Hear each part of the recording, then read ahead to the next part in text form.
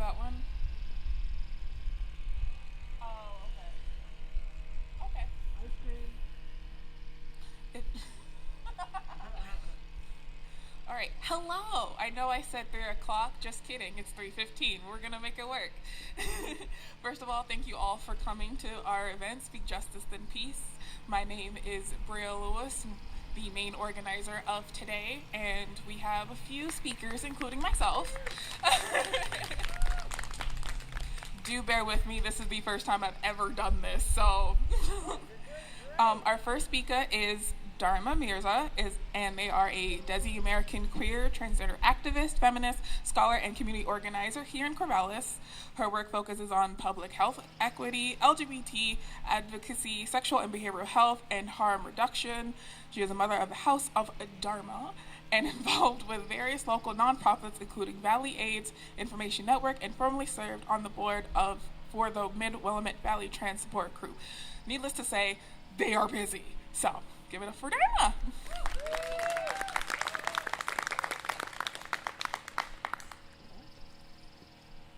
Thank you, Bree. Thank you for organizing this. I think it goes to show the power of someone just taking some initiative in our community to organize something like this. So thank you for having me, and thank you, Andrea Haverkamp, for connecting us. I do want to acknowledge that Corvallis is located in the traditional homelands of the Marys River or Ampanefu Band of the Kalapuya.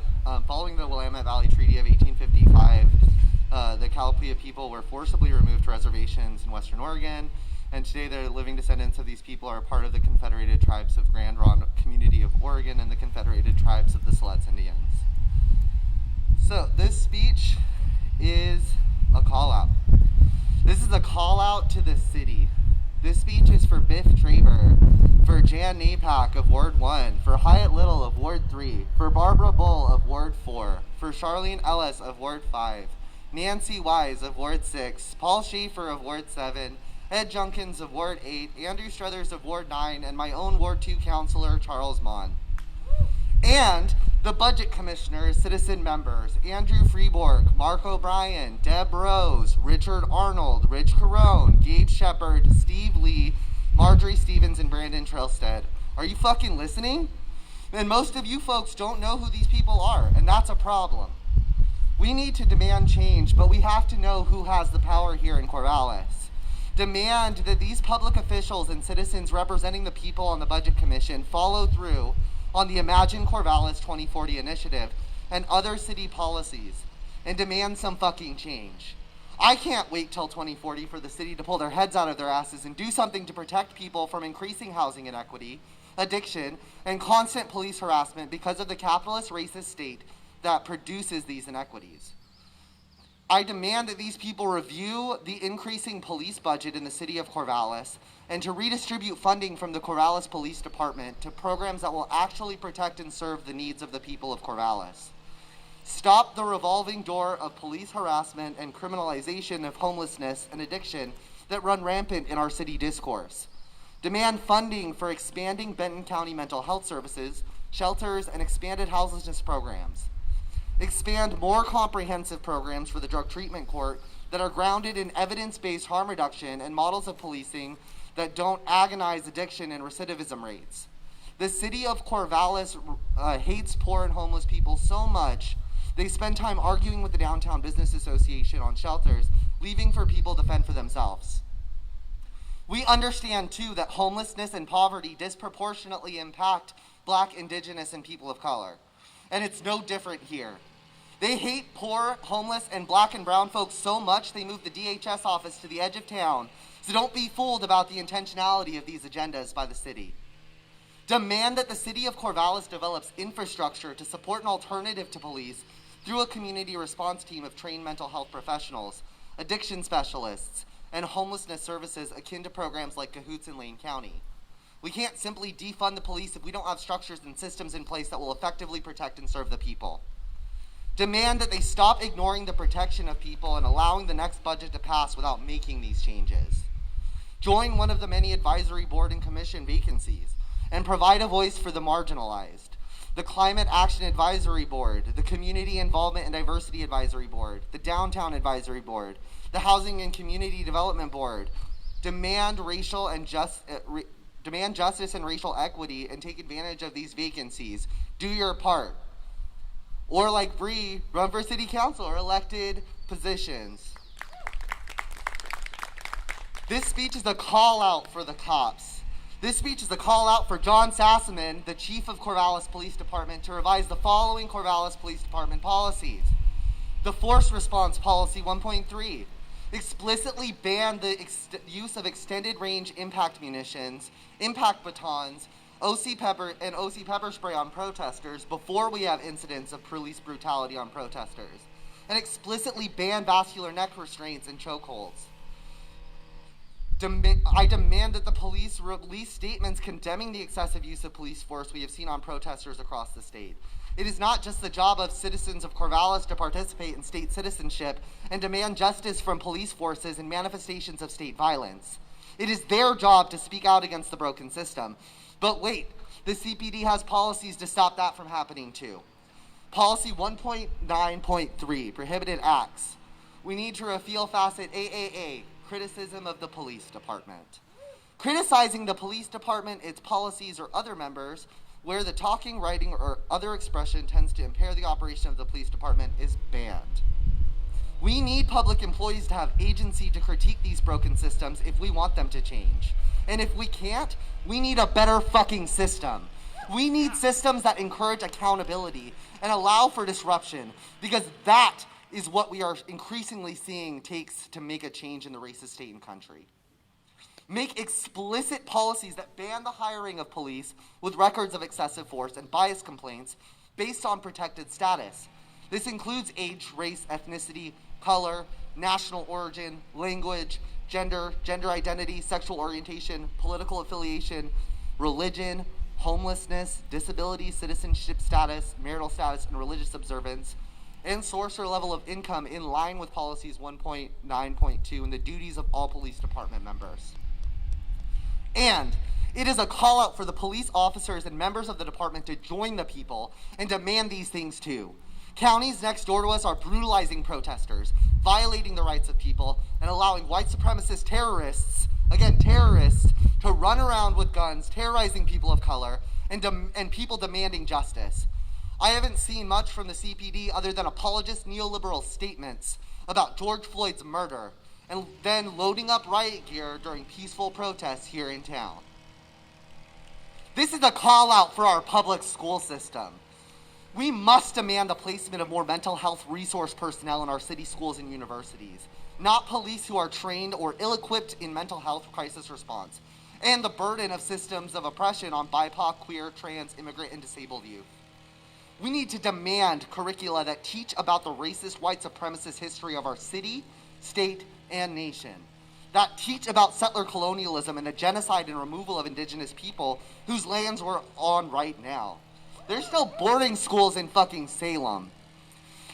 They need to teach people about the history of disabled, mad, and sick people here that are disposed of by the violent, racist capitalist state, that provide actual, comprehensive frameworks of education about addiction, sexual education, HIV, AIDS, contraception, queerness, and gender diversity to empower those at the fringe, Black, Indigenous, and people of color.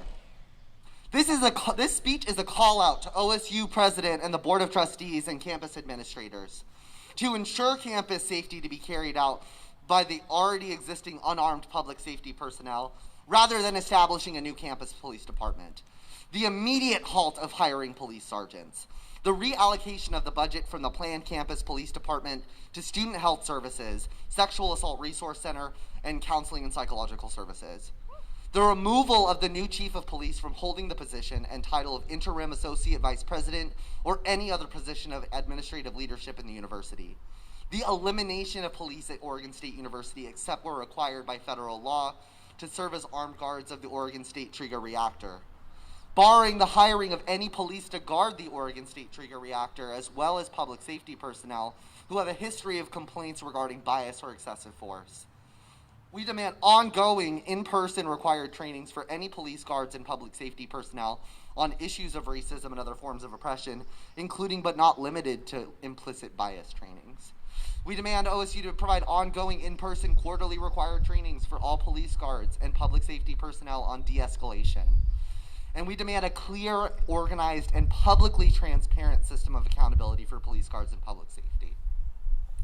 This speech is a call out to protesters losing steam because of progress in the Supreme Court. Don't be dissuaded about the state of our nation. The recent wins in the Supreme Court or DACA and LGBTQ+ workers don't mean shit if black people are being killed by cops and incarcerated on mass levels. Voter suppression still hinders democracy and disenfranchises the most marginalized. Black, trans women, and indigenous folks are still contracting HIV at higher rates than any other demographic. These communities are dying of AIDS when it should be manageable with expansions of ART. But anti-blackness and anti-indigeneity are still pervasive in the medical system. Again, you can't say defund the police while ignoring ICE concentration camps, losing thousands of kids, gassing immigrants, and killing people. Social work and policing alternatives are often just cops sans guns. They kill you by encapsulating marginalized folks into broken mental health and state systems that rely on the same settler colonial anti-black policies and systems as police. There is still so much work to do.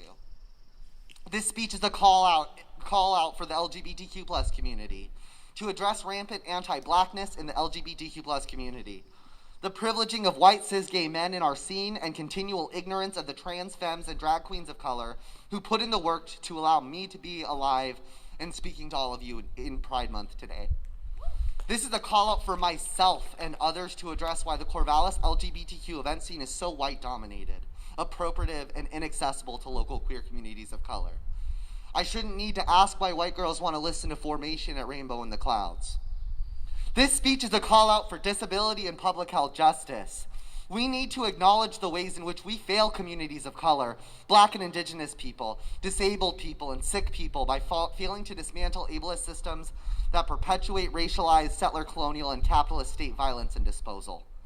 The world is plunging into chaos surrounding the COVID-19 outbreak, highlighting the disposability of ill, disabled, and immunosuppressed bodies globally. We can see, too, the magnified effects of this pandemic on black and brown folks.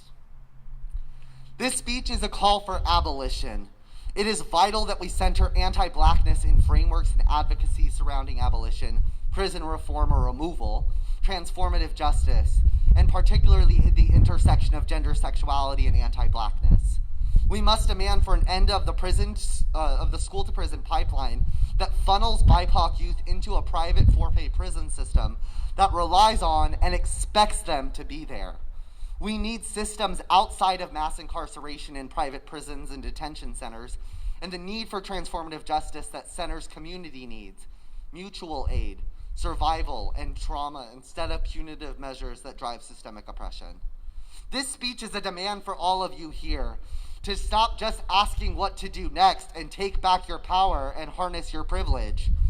To quote Robin DiAngelo, "What about your life has allowed you to be a full-functioning, professional, educated adult and not know what to do about racism? How have you managed to know? Why is that your question? People of color have been telling you this for a very long time." End quote. You want to know what to do next? Get on the City of Corvallis website and learn about your local government and police and their policies and budgets. Network with all of those white folks with power that you know and use their skills to make a change.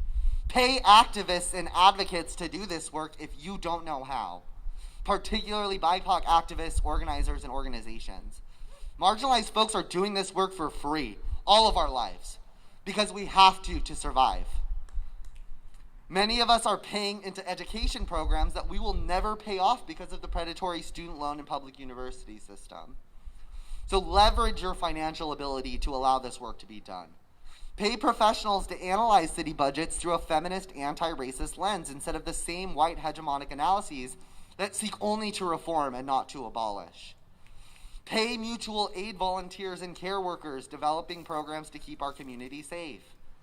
Donate to organizations that are required to move past violent police protection models. Stop just showing up to protest if you aren't actually going to do things on your own. This speech is a call out to me, because this speech is not enough. The thing is, I didn't learn all of this by just going to school or going to protests and workshops and art spaces and making speeches. It requires constant work, and it isn't a solo job. One of the scholars that inspires me, Leah Lakshmi Pyapsnasamar-Sinha, talks about the fantasy of a safe community. Do I feel like this community can keep me safe? Maybe not. But I don't have a choice to keep putting my safety and life and the lives of those more marginalized than me in the hands of systems that have repeatedly prioritized white supremacy and profit over safety in our lives. I know I don't carry mace on my keychain because I feel safe. I know I don't leave city limits and drag at night because I feel safe. I don't know about you, but I don't hit up my neighbors when shit's going down because I don't feel safe. Do you know your neighbors? Do you know your community? Can you keep your community safe? Do you feel safe? Think about who isn't here today. Think about who couldn't be here today. And think about who wouldn't be here today in our community. What this speech, more than anything, is a call for coalition building among organizers and networks here to bring these demands into a cohesive front to pressure the people in power, to pressure the Corvallis Police Department, to pressure the City Council and Budget Commission, to pressure the school board and the health department. We need to show them what community looks like. Thank you.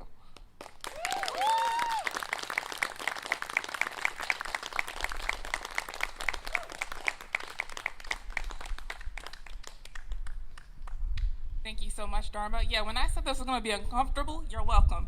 So our next speaker is Andrea Havenkamp, and she is the president of the Coalition of Graduate Employees, the labor union representing over 1,800 graduate student employees at Oregon State University. So here you go. OSU, you getting called out again.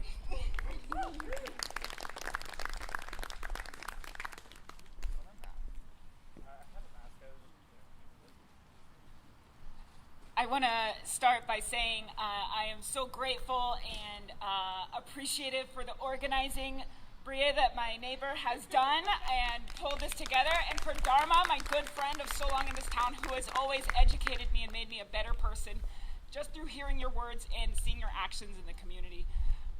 Thank you all for being here.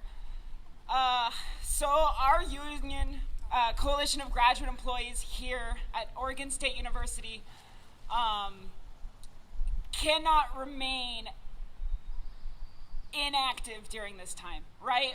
If there's a workplace or a union that does not take action, that just merely says Black Lives Matter, but does not try to meaningfully make change to actually prioritize Black lives for their employees and their members, then those words are hollow. So I will say that we just wrapped up an intense 7-month, if not longer, bargaining process with the university over our contract and our wages, and they fought us on every single thing that our bargaining team and our members, primarily like centering our Black and our people of color employees and members, wanted to put forth. We worked so hard to tell them, to give them stories about why we needed stronger anti-discrimination, anti-bullying, and anti-harassment measures. We worked so hard to bear our truths as a whole union, as a workplace, on the ways that race and gender all influence how people lose access to housing, lose access to income, become housing insecure over the summer while working here full time, sleeping in cars, or people who go through bullying and harassment due to race from their advisors or from their bosses. And OSU listened and then fought us on every single one. So we made some grounds on anti-discrimination. We made some grounds on not having to get medical letters to prove that you have, prove that you have a disability to get access and accommodations. But OSU refused to listen to the simple fact that if you are white and you go in to get a disability accommodation or to get a medical letter, the research is overwhelming. We don't need personal anecdotes to tell you that those processes are racialized. So we will work on that, continued here at Oregon State University. But just if anyone wants to know how Oregon State University feels about listening to employees, they don't want to. So we stand in unwavering unity with the Black Lives Matter movement and in resolute solidarity with calls to defund the police state and reinvest in community health, safety, and transformative justice. I personally stand here and want to bring a conversation regarding CPOA, the Corvallis Police Officers Association. They are a labor union, and they negotiate with this city for their terms of employment, for their protections, and for the sort of monolithic monopoly over this city that they operate with.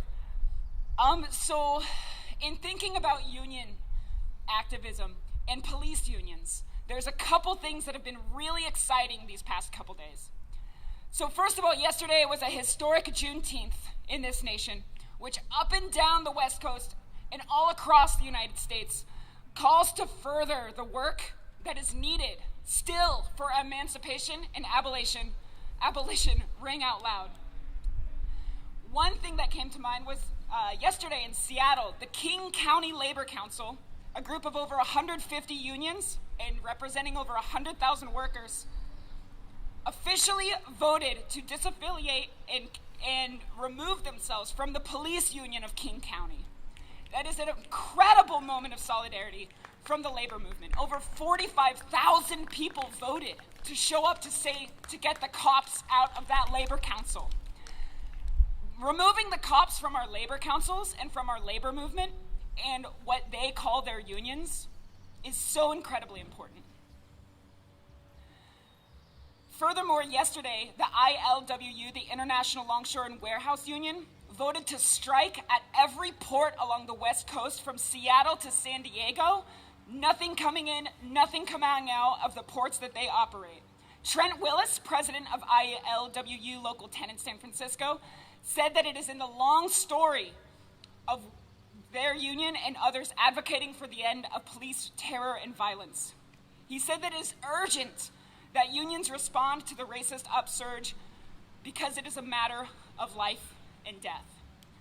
So I hope to folks listening, you can realize that there is a police union, and these police unions, factually, you can read, study just came out of Harvard that showed that police that are unionized and police that commit acts of brutality against unarmed individuals in the community, that students suffer tremendous grade drops, that they drop out of school, that there are intense PTSD for communities which this occurs in. So as educators in educator unions, it's important to not only realize like this really affects us and the students we teach, but nothing can erase the fact that innocent Black people are dying because of these police unions. NPR had a great write-up on research that came out that showed that police who are unionized, that are protected with a labor contract like the police here in the city of Corvallis, receive less accountability and actually murder at a higher rate than police forces that are not unionized. So it is not even a matter of whether we affiliate with or do not affiliate with police unions. It is a matter of whether we even consider them workers at all. It's not clear to me what job it is that they do. Because if a nurse or a teacher or a cashier is unionized and they work a solid day, they need protections from exploitation. The police are the exploiters. The police are the people who bust the unions. If we were to go on strike here at Oregon State University, it's not clear which side the police would be on. Actually, it's very clear.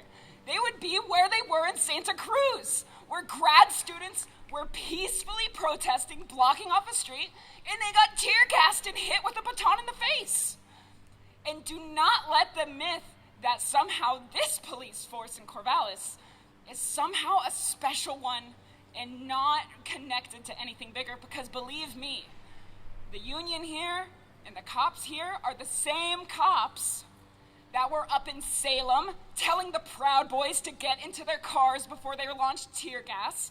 They are the same police as the ones in Portland who are brutalizing people on the streets, who are throwing tear canisters at people's faces, who are then tweeting, feeling victimized for a can of garbanzo beans being thrown at them while they're in military gear. So, our union has written up and is about to release a letter saying that we do not want the AFL-CIO, the American Federation of Teachers, or AFT Oregon, all of which are our parent unions, to be affiliated with or to grant under their umbrella union affiliation any police unions. Because when a nurse or a teacher or a cashier or a warehouse worker goes to work, they are not in the business of incarcerating, harming Black and brown bodies across this nation, and they do not share their tradition and legacy in slavery, literal slave enforcement, which police officers do. The research is clear that police unions are bad for every single person.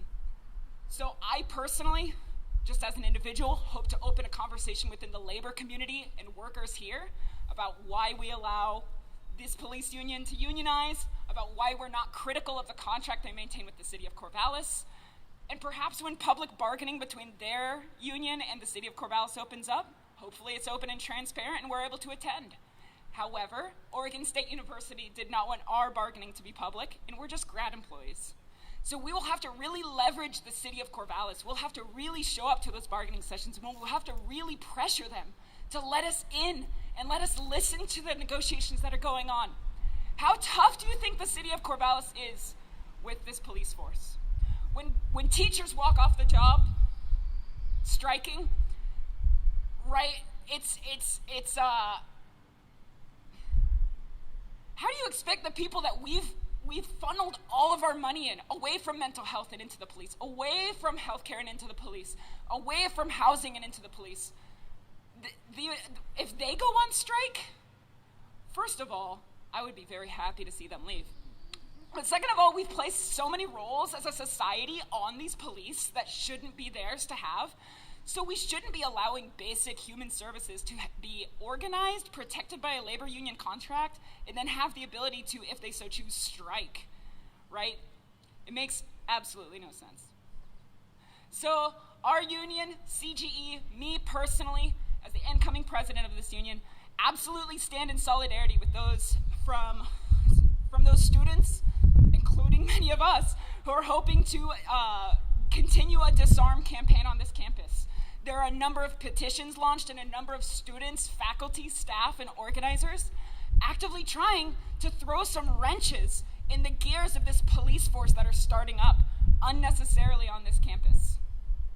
Our union sat down just last week with President Ed Ray and asked a few simple questions. How many officers are you planning, Ed? What's the policy around guns? What's their policy around use of force? How will we be vetting these officers? Will there be transparency in the process? And to every single question, this administration told us, we are employees and we are students, we wear so many hats in this community, nothing, right? No transparency. In fact, just on Monday, they had 3 hidden, barely announced, only certain people allowed interviews with new police sergeants.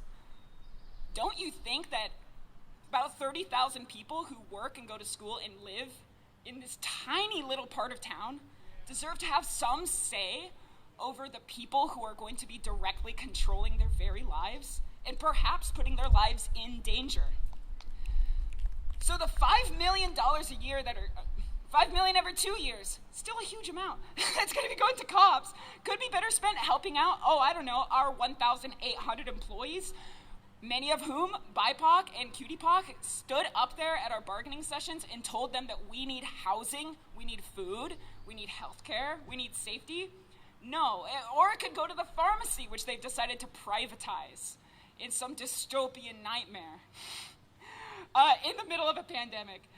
So our union has continued to confront OSU leadership over this reckless, insulting, and reprehensible police initiative, and will continue to apply pressure where we are able. The initiatives such as Disarm OSU, a coalition of faculty, staff, and undergraduate and graduate students, and, all across are representing real grassroots organizing here at OSU.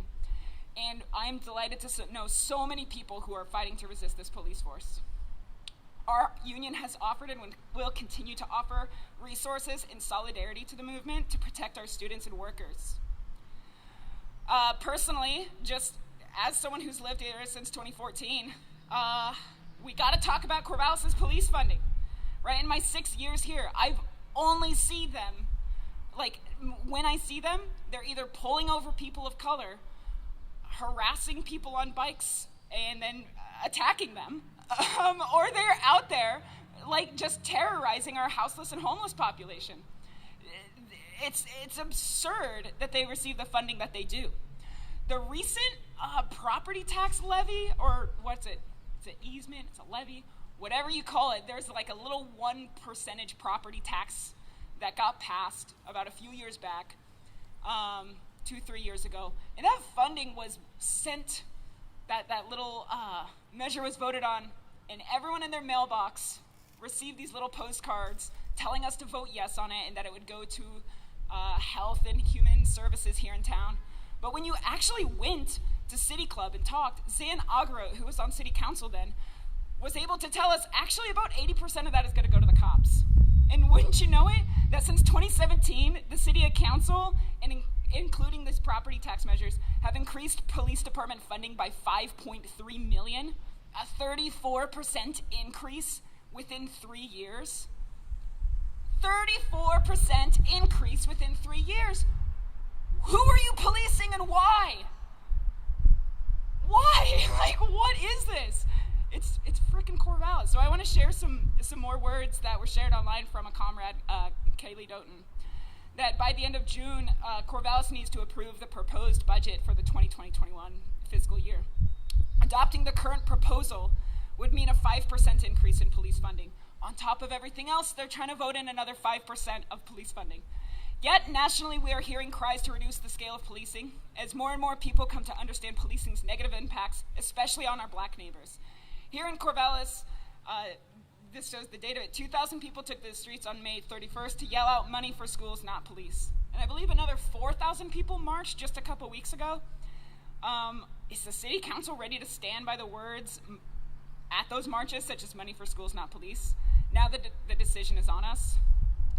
And I want to thank Dharma again for bringing out so many names and so many people that we need to start to email, to call, to show up at their doors, to show up outside their houses with signs, to stand outside their houses with bullhorns and with noisy instruments in our cars, honking our horns, letting them know that we're watching them and they need to act.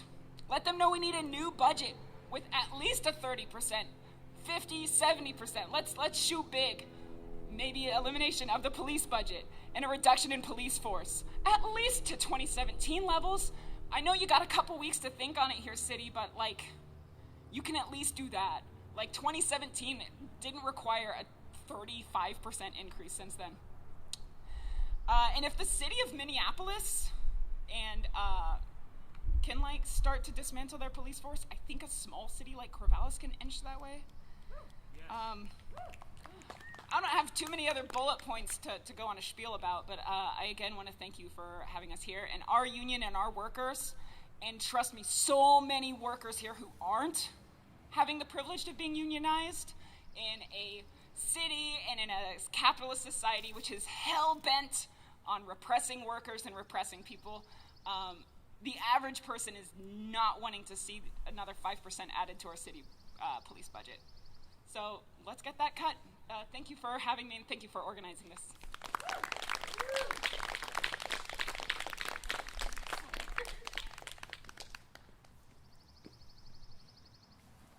That was very passionate. All very true, but all very passionate. We have one more speaker before I go on my high horse rant. We have Tali Ikovich, I'm sorry if I ruined your name. They are a queer Jewish non-binary activist in Corvallis and an undergraduate student at OSU. They're here to represent the Disarm OSU campaign, which is circulating a petition and organizing against the formation of a new police force on the OSU campus. Since OSU is literally half the population, you see why they're being called out so much.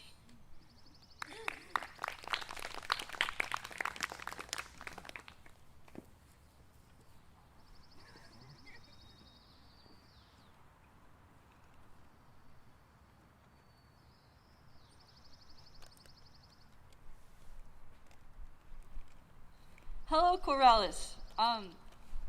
I gotta be honest, I was nervous to talk to you all today because as a white person, I wasn't sure if it was my place to be addressing the community on police brutality and oppression against Black, Indigenous, and people of color in our community.